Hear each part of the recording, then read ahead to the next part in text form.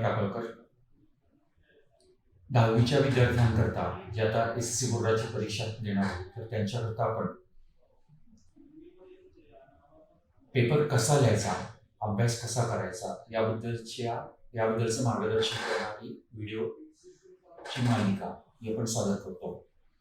त्यातला हा एक व्हिडिओ. पेपर लिहिताना म्हणजे उत्तरपत्रिका सोडवताना खूप वेळा असं होतं की मुलांना वाटतं की मी सगळं उत्तर लिहिलेलं आहे, माझे सगळे पॉईंट्स कव्हर झालेले आहेत. पण समजा एखाद्या प्रश्नाचं उत्तर परीक्षकाच्या अपेक्षेप्रमाणे त्याला 10 ओळीमध्ये पाहिजे असतं, 10 लाईन्समध्ये, आणि तुमच्या जर का 5 आणि 6 ओळी जर का लिहून झाल्या, भले पॉईंट्स तुम्ही सगळे कव्हर केले बरं का, परीक्षकाला काय वाटेल, एकतर मी तुम्हाला मागं सांगितलेलं आहे की प्रत्येक शब्द वाचणं हे अवघड असतं, पण मग पॉईंट्स तर तुम्ही सगळे कव्हर केले पण एक्सप्लेन कमी केले का असं वाटतं, मग मार्क जाण्याचा धोका असतो. म्हणून एक असं बंधन म्हणा, पथ्य म्हणा, एक नियम म्हणून लक्षात ठेवा की एका ओळीमध्ये 6 ते 7 पेक्षा जास्त शब्द लिहायचे नाहीत. कारण काय होतं की तुम्ही बघा आता घरी गेल्यानंतर किंवा तुम्ही एखादी उत्तरपत्रिका जेव्हा सोडवता, शाळेची परीक्षा असेल, त्याच्यामध्ये एकेका ओळीमध्ये तुमचे 10, 12, 13 शब्द बसतात. आणि जर का एवढे शब्द बसले तर काय होतं की जे 10 ओळींमध्ये उत्तर व्हायला पाहिजे ते तुमचं 5-6 ओळींमध्ये होतं. म्हणून एका ओळीमध्ये 6 ते 7 शब्द एवढेच लिहायचे. पण तुम्ही म्हणाल की आता आम्ही अक्षर मोठं करायचं का, अक्षर बारीक करायचं का? काही करू नका. 2 शब्दांमधली गॅप आहे ना ती कमी जास्त करायची. म्हणजे तुमचे एका ओळीमध्ये समजा तुम्ही 10-11 शब्द लिहिताय, मग काय करणार, 2 शब्दांमधली गॅप आहे ती वाढवायची, म्हणजे 6-7 शब्द बसतील. मग ऍडिशनल जे 3-4 शब्द आहेत ते तुमच्या पुढच्या लाईनवरती येतील. म्हणजे असं पुढच्या लाईनवरती गेल्यामुळे काय होणार आहे की नंबर ऑफ लाईन्स तुमच्या आपोआप वाढणार आहेत, आणि तेवढ्या लाईन्समध्ये उत्तर असणं ही परीक्षकाची अपेक्षा असते. म्हणून ती अपेक्षा पूर्ण करण्यासाठी 6 ते 7 शब्द एका ओळीमध्ये प्रत्येकाने लिहायचे, त्यापेक्षा जास्त लिहायचे नाही. उत्तर कसं लिहायचं, टेक्स्ट मधल्या भाषेमध्ये का डायजेस्ट प्रमाणे का स्वतःच्या भाषेमध्ये? खरं तर उत्तर जे ना ते पूर्णपणे स्वतःच्या भाषेमध्येच असलं पाहिजे. टेक्स्चर भाषा सगळीकडे शक्य होत नाही. आज बघा तुम्ही मराठीची उत्तर लिहिताय तर पूर्णपणे टेक्स्चर भाषा शक्य आहे का? आज साधं एक्झाम्पल की इतिहास, भूगोल किंवा सायन्स असेल तर त्याचं उत्तर पण आपण पॉइंटमध्ये लिहिताना, पुस्तकामध्ये पॅसेजमध्ये दिलेलं असेल, आपण तिथे लिहिताना पॉइंट्समध्ये लिहितो. म्हणजे काहीतरी बदल हा आपण करतोच ना. थोडक्यात पुस्तकातले सगळे महत्वाचे शब्द वापरून तुमचं उत्तर जे आहे ते उत्तर स्वतःच्या भाषेमध्ये तयार व्हायला पाहिजे आहे. गाईडमधलं रट्टा मारून उत्तर पाठ केलं आणि लिहिलं असं करायचं नाही. आणि हा नियम सगळ्या विषयांना लागू होता. तर ग्रॅमॅटिकल मिस्टेक्स किंवा कन्स्ट्रक्शन मिस्टेक्स, म्हणजे उदाहरण देतो की समजा हिस्ट्री, जॉग्राफी, इतिहास, भूगोल, सायन्समध्ये तुमच्या स्पेलिंग मिस्टेक्स खूप झाल्या होत असतील किंवा वाक्यरचना पण नीट नाही. काय होतं की आता ह्या विषयांमध्ये तुमचं ग्रॅमॅटिकल मिस्टेक हे कन्स्ट्रक्शन मिस्टेक्स आहेत म्हणून कुणी मार्क कट करत नाही. तुम्ही कोणत्याही सायन्सच्या टीचरला विचारलं का माझ्या स्पेलिंग मिस्टेक आहे म्हणून ते मार्क कापणार का, ते नाही म्हणते.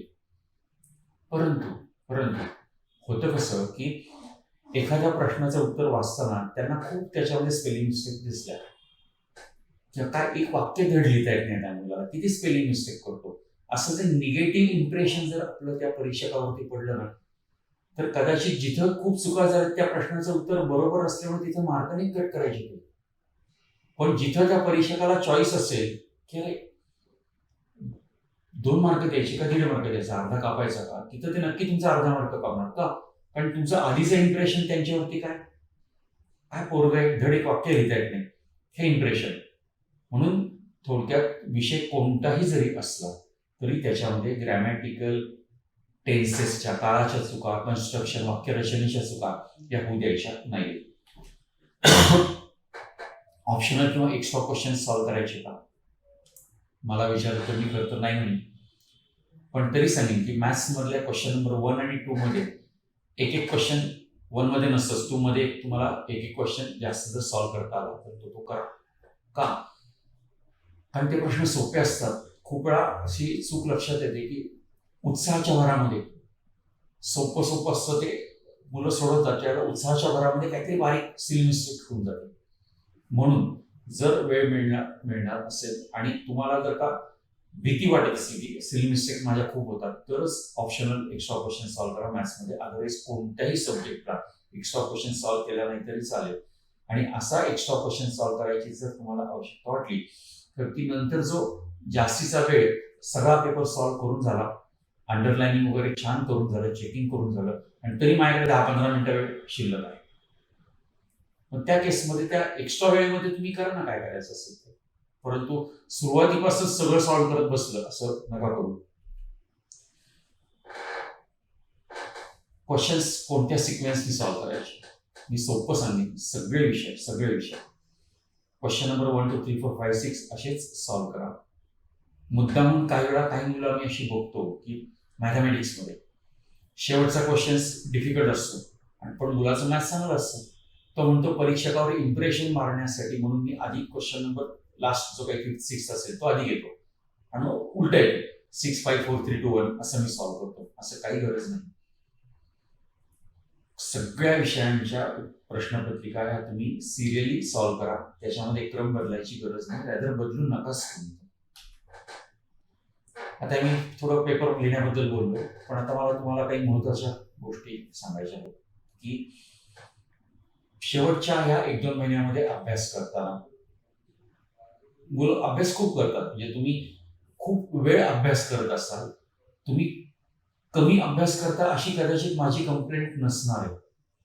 पण माझी कंप्लेंट तुमच्याबद्दल ही नक्की असणार आहे की तुमची अभ्यासाला बसतानाची पोझिशन आहे ना, ही पोझिशन आपण खुर्चीवरती बसतो ना, म्हणजे ह्या पोझिशनमध्ये, ही पोझिशन जी इथं आपली पाठ टेकलेली, इथं आपण बसलेलो आहे, इथं खाली पाय सोडलेले, या पोझिशनमध्ये पाहिजे. किंवा मांडी घालून खाली बसलं तरी चालेल. थोडक्यात पाठीचा जो ही स्पायनल कॉर्ड मणका म्हणतो ना, तो ताठ म्हणजे अगदी असा ताठ पाहिजे असं नाही, पण आडवं पडून अभ्यास नाही करायचा. त्याच्यामागे सायन्स आहे. एवढं सायन्स सगळं सांगायला वेळ नाही, परंतु हा लक्षात ठेवा, विश्वास ठेवा की आडवं पडून अभ्यास करायचा नाही. कारण ह्या पोझिशनला बसून अभ्यास केल्यानंतर होणारं ब्लड सर्क्युलेशन, आडवं पडल्यानंतर होणारं ब्लड सर्क्युलेशन आणि ब्लड सर्क्युलेशनचा आपल्या मेमरीशी, आपल्या बुद्धीशी असलेला संबंध, हे सगळं सायन्स मला माहिती आहे. तर त्याचा विचार करून मी तुम्हाला सोपं फक्त कन्क्ल्युजन सांगतोय की अभ्यास करताना कमी वेळामध्ये चांगला अभ्यास व्हावा असं वाटत असेल ना, तर तुम्ही तुमची अभ्यासाची पोझिशन ही आता मी म्हणलं तसं खुर्चीवर बसणारी असावी. आडवं पडून मस्त सोफ्यावरती लोळत पडलेला आहे, बेडवरती लोळत पडलेला आहे, पालथा पडलेला आहे आणि मग अभ्यास करतोय, असा अभ्यास नाही करायचा. झोप शेवटच्या 2 महिन्यांमध्ये परीक्षेला थोडे दिवस राहिलेले असताना झोप ही फार महत्वाची. आणि मी म्हणतो भरपूर झोपा, पण भरपूर म्हणजे किती, तर साधारणतः सांगतो की परीक्षेचे दिवस सोडत आपण त्याच्या आधीचे जे काही एखादा दुसरा महिना असेल तर त्या ह्याच्यामध्ये मिनिमम 6 to 7 hours, 6 ते 7 तास झोप ही तुमची व्हायला पाहिजे. आणि परीक्षेच्या दिवशी म्हणजे आता उद्या समजा माझा मराठीचा पेपर आहे, तर आदल्या दिवशी मी जे झोपणार ना, तर ती झोप तर मला 8 तास पाहिजे. 8 तास. आपण नेमकी चूक काय करतो, परीक्षेचा हा जो शेवटचा पिरियड आहे याच्यामध्ये झोप कमी घेतो. म्हणजे कमी झोप घेतली, खूप रात्रभर जागरण केलं तर आपल्याला वाटतं वा वा माझा मस्त खूप अभ्यास झाला. तुम्ही किती तुमच्या डोक्यामध्ये, ब्रेनमध्ये किती कोंबलं तर ते किती घ्यायचं तो ब्रेन ठरवणार ना. आणि तो ब्रेन जर फ्रेश असेल तर तो घेणार. आणि त्यामुळं ब्रेननी फ्रेश राहण्यासाठी त्याला एकच मार्ग आहे, तो म्हणजे झोप पुरेशी देणं. त्यामुळं नॉर्मल कोर्समध्ये 6 ते 7 तास झोप रात्रीची आणि कंटिन्युअस स्लीप पाहिजे. हा म्हणजे समजा एक्झाम्पल देतो की एखादा मुलगा म्हणतो की घरी टीव्ही वगैरे चालू असतो, मी रात्री 9 ते 12 झोपतो, 12 वाजता उठतो, आईला सांगतो मला गजर लावून 12 वाजता उठव, मग मी 12 ते 3 अभ्यास करणार, मग 3 ला परत झोपणार, मग 3 ते 5 झोपणार, असं काहीतरी अशी झोप म्हणू नका. तुम्ही 11 ला झोपा, मग 5 ला उठा, 6 ला उठा, मला सांगणार. 12 ला झोपा, 6ला 7ला उठा मला सांगा, पण अशी कंटिन्युअसली ती प्रत्येकाने घ्यायची आहे. तुकड्या तुकड्या तुकड्याने मला झोप नको आहे. आणि अभ्यास करताना रेडिओ, टी व्ही, कॉम्प्युटर हे समोर ठेवून, म्हणजे हे ऑन असताना अभ्यास करायचा नाही. आता 2 वर्षापूर्वी आम्ही सांगायचो की मोबाईल पण बंद ठेवा, पण आता तुम्ही मोबाईलवरतीच सगळं करता, त्यामुळे मोबाईल बंद करा असं सांगणं अवघड आहे. पण तरी रेडिओ, टी व्ही, कॉम्प्युटर हे बंद. सेल्फ स्टडी करत असताना मोबाईल पण मला बंद हवा आहे, आणि तर सगळंच मला बंद पाहिजे. कोणत्या वेळेला अभ्यास करायचा? रात्री जागून, पहाटे उठून, कधी? मी म्हणतो आता नवीन जनरेशनच्या एक्सपेक्टेशन प्रमाणे तुम्ही अभ्यास कधी करा. म्हणजे पूर्वीच्या जनरेशनला सांगितलं जायचं की पहाटे उठून अभ्यास करा, चांगलं लक्षात राहतं. पण असं जेव्हा आम्ही सांगायचो किंवा आम्ही तसाच अभ्यास केलेला, पण त्याला आम्ही रात्री खूप लवकर झोपायचो. म्हणजे 9-9:30ला झोपायचं, मग आम्हाला पहाटे 5ला 4ला उठणं शक्य व्हायचं. आता तुम्ही झोपता किती वाजता? जेवणच जर का 9:30-10ला होतं, त्याच्यानंतर टीव्ही बघणं, मग झोपायलाच 11-12 वाजत असतील, तर मी तुम्हाला 4 वाजता उठा असं कसं म्हणणार? म्हणून अभ्यास कोणत्या वेळेला काय करायचं ते मी जे सांगतो ना, ते टेक्निक लक्षात घ्या. जेव्हा तुम्ही फ्रेश असता, आता प्रत्येकाची फ्रेश असायची वेळ वेगळी असते. पण एखादा मुलगा म्हणे मी रात्री छान झोप झाली, म्हणजे 6-7 तास, सकाळी उठून आंघोळ करून मी एकदम फ्रेश आहे. जेव्हा फ्रेश असाल ना, तर त्यावेळेला तुम्ही रिडिंग आणि लर्निंग करायचं, म्हणजे वाचन आणि पाठांतर हे फ्रेश असताना करायचं. आणि जेव्हा तुम्हाला खूप कंटाळा आलाय, काय कटकट आहे ना, 10वी कुणी शोधून काढले काय कळत नाही, किती अभ्यास करायचा वगैरे, असं जेव्हा निगेटिव्ह थोडंसं फिलिंग असतं, त्याला मात्र रायटिंग करायचं. आणि यातला महत्त्वाचा फॅक्टर फक्त मी सांगतो, मी सगळं त्याच्यामागचं सायन्स नाही समजून सांगत आहे, की तुम्ही जेव्हा रिडिंग लर्निंग करताना, वाचन पाठांतर करताना, मेंदूनी आपल्याला कॉपरेट करायचं की नाही हे ऑप्शनल असतं. आणि म्हणून खूप वेळा असं होतं की आपल्याला एखादी गोष्ट पाठ करण्यासाठी 2 वेळा, 3 वेळा, 4 वेळा, 5 वेळा वाचायला लागतं, कारण मेंदू फोकस करत नसतो. पण रायटिंग करताना मात्र काय होतं की तुम्ही एक वाक्य जर लिहायचं म्हटलं ना, तर ते वाक्य जोपर्यंत तुम्हाला तुमचा ब्रेन सप्लाय करत नाही, मेंदू देत नाही, आठवून देत नाही, तोपर्यंत तुम्ही लिहू शकत नाही. म्हणून रीडिंग लर्निंग हे फ्रेश असताना आणि थोडं कंटाळलेल्या अवस्थेमध्ये असताना रायटिंग करायचं, हे लक्षात ठेवा. हे स्टडी टाइम. आता अभ्यास करताना साधारणतः शेवटच्या महिन्या-दीड महिन्यामध्ये अशी काळजी घ्या की रोज कोणत्या तरी एका विषयाचा एक तरी पेपर हा रायटिंगमध्ये तुमच्याकडनं न बघता सॉल्व्ह करून व्हायला पाहिजे. मग त्याचं टाइम टेबल करा तुम्ही. 1 तारखेला मी मराठी घेईल, 2 तारखेला मी इंग्लिश घेईल, 3 तारखेला सायन्स 1 घेईल, असं तुमचं टाइम टेबल तयार करा. आणि कोणताही एक पेपर घ्यायचा, त्याच्यामध्ये सरप्राईज एलिमेंट आणता आला तर बघा. की समजा तुमच्याकडे एखादा क्वेश्चन पेपर सेट आहे, त्याच्यामध्ये समजा 5-5 पेपर गेले. आईला सांगायचं की आता आज मी हिस्ट्रीचा पेपर मला सॉल्व्ह करायचा आहे, या 5 पैकी कोणता करू तू मला सांग. मग आई सांगेल तो पेपर करायचा. मे बी आईला त्या हिस्ट्रीमधलं काही माहिती पण नसेल, पण हा सरप्राईज एलिमेंट आहे ना, की आई कोणता पेपर सांगणार आपल्याला काय माहिती. पण अचानकपणे एखादी प्रश्नपत्रिका समोर आल्यानंतर आपल्याला आठवतं का, हे बघा. आपण आपल्या मेंदूला, ब्रेनला आठवण्याची सवय लावत नाही. आपण काय करतो, सगळा अभ्यास आहे ना, तो आपल्या डोक्यामध्ये आपण कोंबून ठेवतो, साठवून ठेवतो. तो साठवून ठेवला तरी तो आठवून पण बघायला पाहिजे ना. आणि ते आठवण्याचं काम हे क्वेश्चन पेपरच्या माध्यमातून होतं. त्यामुळं क्वेश्चन पेपर रोज कोणत्या तरी एका विषयाचा एक पेपर हा रायटिंगमध्ये सॉल्व्ह करून व्हायला पाहिजे. हे बंधन शेवटचे महिना 1.5 महिना तुम्ही नक्की पाळायचं आहे. आणि परीक्षेला जाताना, जे समजा 11 वाजता तुमचा पेपर आहे, तुम्ही 10 वाजता घरातून बाहेर पडणार. समजा तुम्ही सकाळी 6 वाजता उठले, आता 6 ते 10 या 4 तासामधला 1-1.5 तास वेळ तुमचा आवरण्यामध्ये गेला. 2-1 तास तुम्हाला अभ्यासासाठी मिळाले. त्या वेळामध्ये अभ्यास काय करायचा? नॉर्मली मुलांना सवय असते की सगळं टेक्स्ट आहे, डायजेस्ट आहे, क्लासची वही आहे, शाळेची वही, ते सगळं एकदा गो थ्रू करायचं, पडापडा गो थ्रू करायचं. म्हणजे सगळं एकदा बघून झालं की त्यांना वाटतं वाव, झालं बाबा एकदाचं बघून. त्याचा काहीही उपयोग होत नाही. या शेवटच्या 2 तासामध्ये तुम्ही अभ्यास कशाचा करणार, तर आपल्या चुकांचा अभ्यास करायचा, जे आतापर्यंत आपण कोणत्या मिस्टेक केल्या आहेत. त्यामुळे तुम्ही शेवटचे महिना 2 महिने जो अभ्यास कराल ना, तेव्हा तुम्ही पेपर सोडवायला घेतला किंवा धड्याखालचे प्रश्नोत्तर पाठ करायला घेतले, लिहून बघितले, तर त्या तुम्हाला ज्या डिफिकल्टी आलेल्या आहेत ना, त्या डिफिकल्टी सब्जेक्ट वाईज फक्त लिहून ठेवायच्या, की ह्या प्रश्नाच्या उत्तरातला हा पॉईंट काही केल्या लक्षात राहतच नाही. या टाईपच्या सम सॉल्व्ह करताना, गणित सोडवताना माझ्याकडनं ही सिली मिस्टेक झाली. इथं मी प्लसचं मायनस घेतलं, इथं मी हे सम सॉल्व्ह करताना मी चुकीचंच लिहून घेतलं, समच चुकीचं लिहून घेतलं, गणितच चुकीचं लिहिल्यानंतर चुकीचं सोडवणार ना. अशा ज्या प्रकारच्या मिस्टेक आहेत त्या सब्जेक्ट वाईज एखाद्या वहीमध्ये कागदांवरती अशा लिहून ठेवा.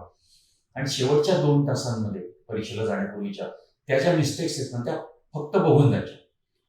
म्हणजे काय होतं, की ब्रेनला ताजं लक्षात राहतं आपण कोणत्या प्रकारच्या चुका करतो. कारण ज्या प्रश्नाचं उत्तर तुम्हाला 2 महिन्यापूर्वी येतंय ना, त्या प्रश्नाचं उत्तर तुम्हाला परीक्षेमध्ये बोर्डाच्या पेपर देताना ते येणार आहेच आहे. पण तुम्हाला काय येणार नाहीये, तुम्हाला येणार अशा गोष्टी नाही की ज्या तुम्ही आज चुकताय. त्या चुकांकडे तुम्ही लक्ष दिलं नाही तर त्या चुका तुम्ही रिपीट करणारच आहात. म्हणून फक्त चुकांवरती फोकस करायचा आणि शेवटच्या 2 तासामध्ये जाताना त्या चुका परत परत बघून जायच्या. म्हणजे ऍक्च्युअल बोर्डाच्या पेपरमध्ये त्यातलाच काही प्रश्न आला तर तुम्ही काय करता, तो प्रश्न सोडवायला घेताना आधी तुम्हाला ब्रेन जागा करतो, हे मागच्या तुझा हा पॉईंट राहिला होता बरं का.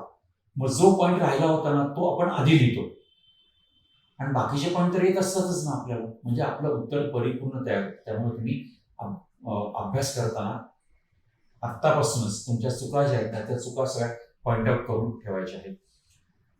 शेवटच्या काही दिवसांमध्ये शक्यतो बाहेरचं खाऊ नका, कमी खा. कारण बाहेरचं खाणं, त्याचं डायजेस्ट होणं, ते डायजेस्ट होण्यासाठी आपल्या ब्लडचा जास्तीत जास्त वापर होणं, परत सायन्स आहे त्याच्यामध्ये, मी सगळं सांगत बसत नाही. पाणी भरपूर प्या.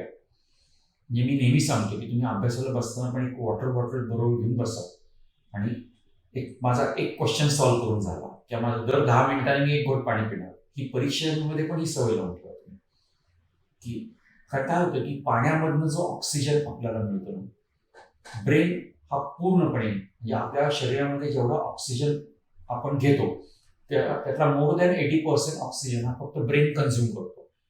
मग ब्रेनला जेवढा ऑक्सिजन मिळेल तेवढं जास्त चांगलं ना. म्हणून पाणी जे आहे पाणी भरपूर प्यायचं, सारखं पाणी प्या. व्यायाम वेगळा काही करायची गरज नाही, पण खूप कंटाळा आला तर फक्त एक 2-4 सूर्यनमस्कार घातले तरी परिपूर्ण व्यायाम हा होऊ शकेल. आणि घरातलं वातावरण शांत चांगलं राहील यासाठी प्रयत्न करा. कारण तुम्ही कमी अभ्यास केला तर घरचे कटकट करणार, आईसारखी बोलणार, मग आईसारखी बोलते त्यामुळे अभ्यासात लक्ष नाही, मग अभ्यासात कॉन्सन्ट्रेशन झालं नाही, त्यामुळे खूप वेळ अभ्यास करून पण मार्क मिळाले नाही, असं काही काही हे गोष्टी होणार आहेत. म्हणून तुम्हाला सांगतो की तुम्ही घरातलं वातावरण हे तुमच्या अभ्यासामुळे बिघडेल, अभ्यासामुळे म्हणजे अभ्यास न केल्यामुळे बिघडेल असं तुम्ही काही करायचं नाही. तर ह्या सगळ्या सूचना मी केलेल्या आहेत. हा आणखी महत्वाचं की 11वीला कोणत्या कॉलेजला ऍडमिशन घेणार, 11वीला करिअर ऑप्शन कोणते आहेत, मग मी सायन्सला जाणार, मग मी इंजिनिअरिंग करणार, मी अमुक करणार. आत्ता डोक्यामध्ये विचार काय म्हणतात, आधी 10वीची परीक्षा होती, चांगले मार्क मिळू देत, मग मार्कांवरूनच तुम्हाला कॉलेज कोणतं मिळणार हे ठरणार आहे. त्यामुळे फारसे विचार आता पुढचे करिअरचे मनामध्ये आणू नका, त्या विचारांची घाई करायचं कारण नाही. सो येस, आणखीन काही महत्वाच्या गोष्टी मी सांगितल्या, मला खात्री आहे की तुम्हाला त्या कळल्या असतील, पटल्या असतील, आवडल्या पण असतील. सो परत एकदा थँक्यू, धन्यवाद.